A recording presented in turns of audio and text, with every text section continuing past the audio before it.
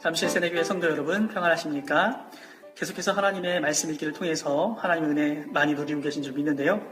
오늘은 열왕기하 7장에서 23장까지의 말씀의 내용을 설명드리면서 여러분의 성경 통독에 도움을 드리고자 합니다. 오늘 우리가 살펴보게 될 열왕기하 7장에서는 하나님께서 사마리아 성을 구원하시는 장면이 등장하게 되죠. 그 사마리아 성을 침략한 많은 군대가 적군의 큰 군대의 소리를 듣게 하고 이것이 자신들에게 닥친 위협으로 느끼고 믿게 만드십니다. 그렇게 함으로 사마리아 성을 구원하는 장면을 우리가 7장에서 볼 수 있습니다. 그리고 8장과 9장에서는 엘리사가 예후를 북이스라엘의 왕으로 세우는 장면이 등장합니다. 하나님은 예후를 통해서 이 아합의 가문을 심판하시는 도구로 쓰시게 되는 것이죠. 또한 10장에서 17장의 내용을 살펴보면 이제 이스라엘의 종말, 이스라엘의 마지막의 장면을 10장에서 17장까지 우리는 볼 수 있는데요. 하나님께서는 이 백성이 순종하면 하나님께서 주신 그 땅에서 그들에게 복을 주고 평강을 주겠다고 약속하셨지만 불순종하게 되면 그 땅에서 결국 쫓겨나게 되리라라고 왕상 9장 6절에서 9절에서까지의 말씀에서 그렇게 약속하셨는데 결국 하나님께서 주시는 계속된 경고를 그들이 들음에도 불구하고 불순종하다가 북이스라엘 10지파가 먼저 아스루에게 멸망을 당하게 됩니다. 10장의 말씀을 통해서 북이스라엘의 예후 왕은 아합 왕의 남은 왕족들을 모두 죽이게 됩니다. 또한 바알 숭배자들도 몰살시키는데요. 이것을 보신 하나님은 예후에게 4대 동안 왕위를 이어주겠다고 약속을 하십니다. 그러나 예후의 그 충성은 하나님을 온전히 신뢰하는 충성이 아니었고 자신의 욕심에 따른 그러한 열심이었음을 보게 되고요. 그리고 결국 아람 군대가 북이스라엘을 정복하는 일들이 일어나게 됩니다. 11장의 내용을 통해서는 남유다의 아하시야 왕의 아들 요아스가 등장하게 되는데요. 이 요아스는 자신의 할머니 아달랴를 피해 숨게 됩니다. 왜냐하면 아합 왕의 딸이었던 아달랴는 그 잔인함이 가득한 사람이어서 그의 아들이 죽자 그 왕이 될 자신의 손자들을 다 죽였기 때문입니다.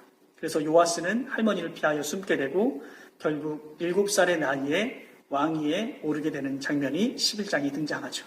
12장을 통해서는 요아스가 이제 하나님의 성전을 수리하고 이제 정말 뭔가 새롭게 시작하는 남유다의 모습을 보여주는 듯한데 그러나 아람이 이 남유다를 공격해 오자 두려웠던 요아스는 아람 군대에게 성전과 또 왕궁의 보물을 주면서 그들을 돌려보내는 장면이 등장합니다. 이렇게 요아스는 죽게 되고 그의 아들 아마샤가 왕이 되는데 13장과 16장에서는 이 북이스라엘과 남유다 모두의 이야기들이 등장하게 됩니다. 북이스라엘과 남유다 왕들은 계속해서 하나님께 불순종해가는 안타까운 모습들을 보여주는데요. 그러나 오래 참으시는 하나님이 계속해서 그들에게 기회를 주시고 한동안 그들을 보호해주는 장면들이 등장하게 됩니다.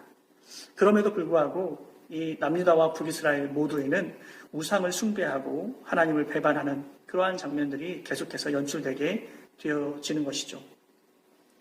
이제 17장을 통해서 북이스라엘은 결국 아시리아에게 점령당하고 백성들이 포로로 끌려가는 애석한 장면이 등장하는데요.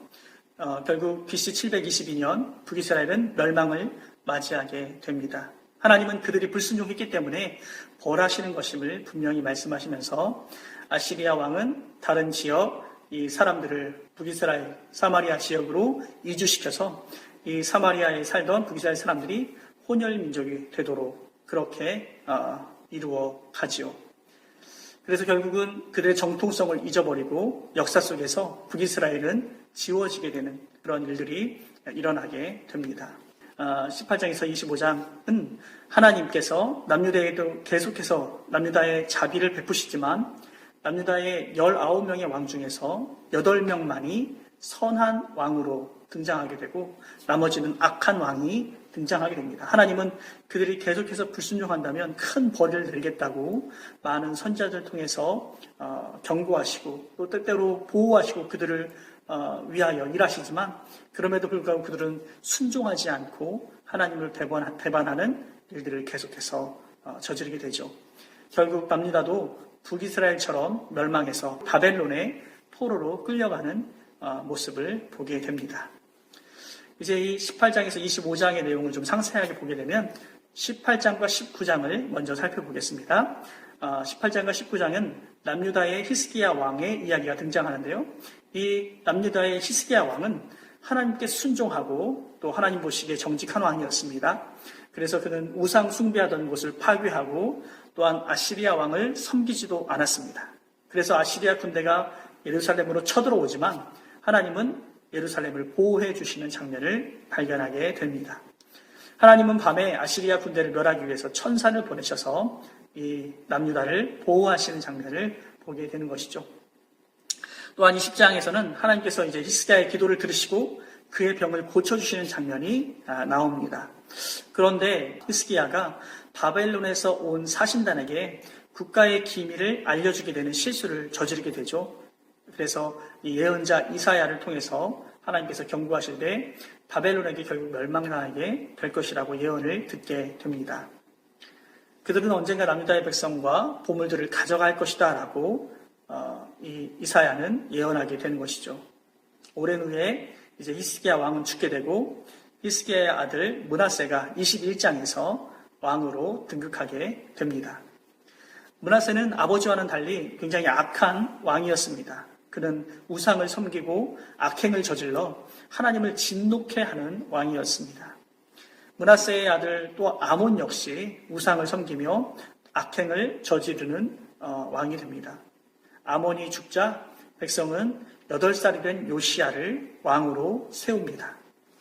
이제 22장에서는 이 요시야가 왕이 되어서 하나님의 성전을 보수하는 장면을 보여줍니다. 성전 보수 공사를 하던 일꾼들이 이제 율법책을 찾게 되고 요시야는 자신과 자신의 백성들이 하나님께 그동안 순종하지 못했음을 알게 되며 하나님 앞에 참된 회개와 참회를 하게 되는 아름다운 장면이 연출되게 되죠. 23장에서는 이런 요시야가 율법책을 백성들에게 읽게 하고 우상을 제거하고 사사시대 이후 처음으로 유월절을 지키게 됩니다. 요시야가 그러나 무기또 전투에서 전사하게 되는데요. 전사한 후에 여호아스라는 그의 아들이 유다를 다스리게 되는데 3개월 동안만 다스리게 됩니다. 왜냐하면 이집트인들이 올라와서 이 여호아스를 포로로 잡아가고 그의 형 여호아김을 왕으로 세우게 됩니다. 이것이 바로 1차 포로로 잡혀가게 되는 모습인데요. 이후부터 1차 포로 이후에 다시 또 전쟁이 나고 포로들이 잡혀가고 이런 장면들이 반복되면서 이 남유다에도 어두운 멸망의 그림자가 드리워지게 됩니다. 결국 그들이 불순종함으로 말미암아 하나님의 은혜와 주님의 다스림을 경험하지 못하게 되고 결국 이방 땅에 멸망당하는 장면들을 보게 되는 것이죠. 오늘도 하나님은 믿음으로 순종하는 자들에게 그 순종의 열매를 먹게 하시고 또 불순종하는 자들에게는 불순종의 징계를 받게 하시는 하나님이십니다. 공의롭고 어미하신 하나님이 그 순종하는 자녀들을 돌보시는 그 장면과 또 불순종하는 자들을 벌하시는 그것이 바로 성경의 큰 맥이고 줄거리인 것이죠. 성경만이 그런 것이 아니라 우리의 인생도 바로 그렇다는 것을 우리가 기억하고 언제나 순종하는 믿음으로 주님을 따르는 저와 여러분 될 수 있기를 말씀으로 축복합니다.